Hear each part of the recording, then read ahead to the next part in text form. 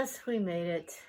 We found every driveway they have, backed up over every old thing they have because I couldn't see. It's not fun trying to find a middle of nowhere hotel In the dark, in the rain, in a rental car. Hello friends, I'm Holly Geraldson, and today I am reviewing Hawaiian Sanctuary Retreat in Pahoa on the Big Island of Hawaii.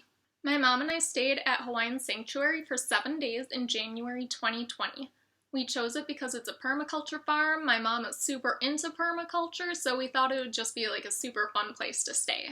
Since it is a permaculture farm, it's not really like a traditional hotel, and they make it super clear on the website that it's going to be a much more hippie-ish experience that you would not have anywhere else. We landed in Hilo late at night and had to drive to Pahoa in the pouring rain, which was super stressful. I was hoping for a really big sign that would let me know I was there, but I saw none. But the Google lady assured me that we were there. It was actually a lot easier to find the property than I was expecting. But once we were on the property, we got pretty confused. Turning into the drive felt like going to the cabin up north in Wisconsin.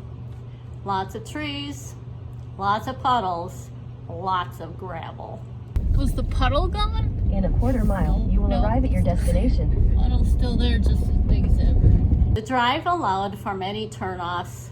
I had no idea which one to take. All those little branches off the driveway are marked with signs, but they're pretty hard to see and read in the dark in the pouring rain when you're super stressed out from traveling. So we weren't really sure where to go, and we took a couple wrong turns a couple of times. Right. Don't run that guy over. Dog. The office manager did try calling to tell us where to go, but cell reception wasn't great, and I wasn't really able to hear her. Texting worked a lot better, but she definitely should have just come out to meet us and pointed us where to park, since she could see us driving around, and she could have just come out to meet us. And I felt like she was a little bit rude about our confusion, which, maybe it should have been super obvious where to park, but she's also working with tourists who just arrived in the dark, in the rain, to a brand new place driving a rental car after spending half a day in airports and flying. So I don't really feel like that was great from a customer service standpoint. As far as types of rooms, there are two options.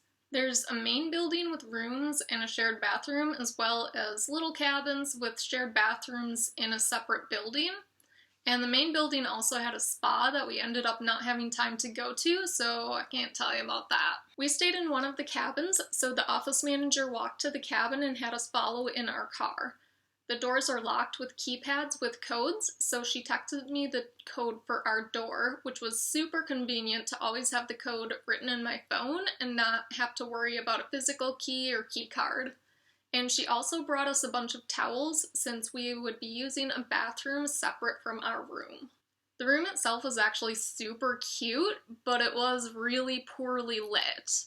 It just had the 2 queen beds, 2 lamps, and a desk, a dresser, and one little bedside table.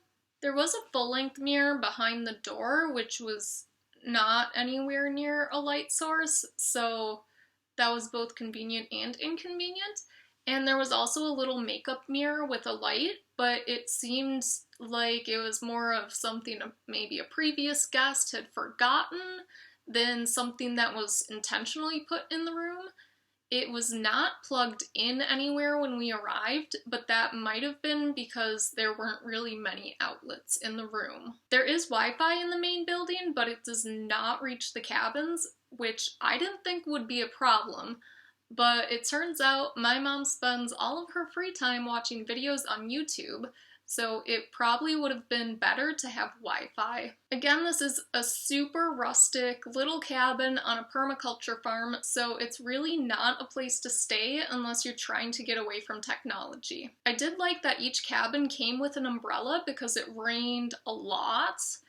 I do wish that because there were two of us, there would have been two umbrellas, but it wasn't that much of an issue that we only had one. There was one night when we had just gotten back to our room and we're bringing all of our stuff back into our little cabin, where my mom was in the cabin and I was walking up and there was a little intruder in our cabin, and he was so cute and fuzzy. But that's something that you should be prepared for, is apparently just like random farm cats will walk in and make themselves at home. Alright, bud. Out you go. One thing I wish that we had gotten when we checked in is a map of the property with our cabin marked on it. It is definitely a little bit of a maze going around the property, and if you didn't make note of where to turn and just markers how to remember that, you'd have a really, really hard time getting back to your cabin. Right at the blue hut.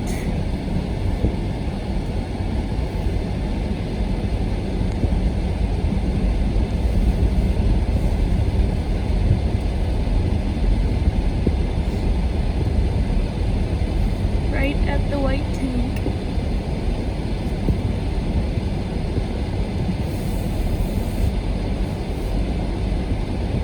Left at the blue bicycle.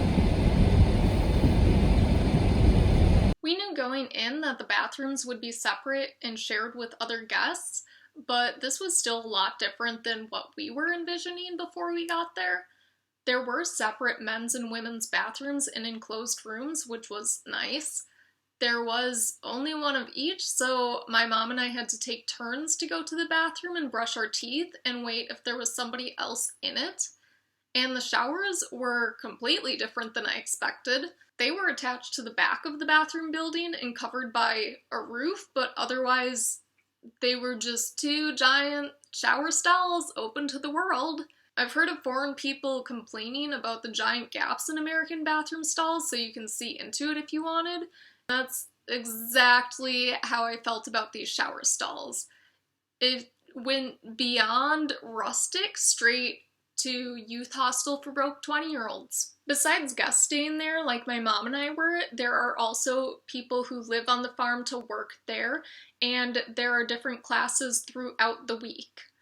They have things like yoga and hula dancing, as well as classes on different topics to do with permaculture, which my mom was really looking forward to doing on our last morning there. But unfortunately, we had an issue with our flights being changed and we weren't able to do the permaculture class. We did have a little bit of an ordeal trying to check out. When we were trying to check out, there was the owner and two employees around the office and breakfast area, but they didn't really seem to understand that we were trying to get their attention to check out of the hotel. So that was kind of annoying and really just a weird experience overall, because I've never had that happen where they just keep kind of walking away from us when we're trying to get their attention. So that was kind of annoying, and again, something that I don't really feel like was great customer service. Overall, I think Hawaiian Sanctuary Retreat is a full experience.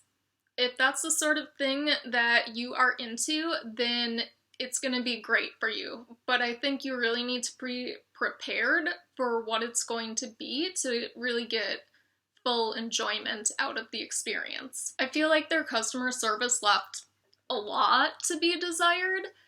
Ultimately, I would rate Hawaiian Sanctuary Retreat 5 out of 10. I did enjoy the environment, and even though the experience was not what I expected, I do feel like their website was a super accurate description of what we got.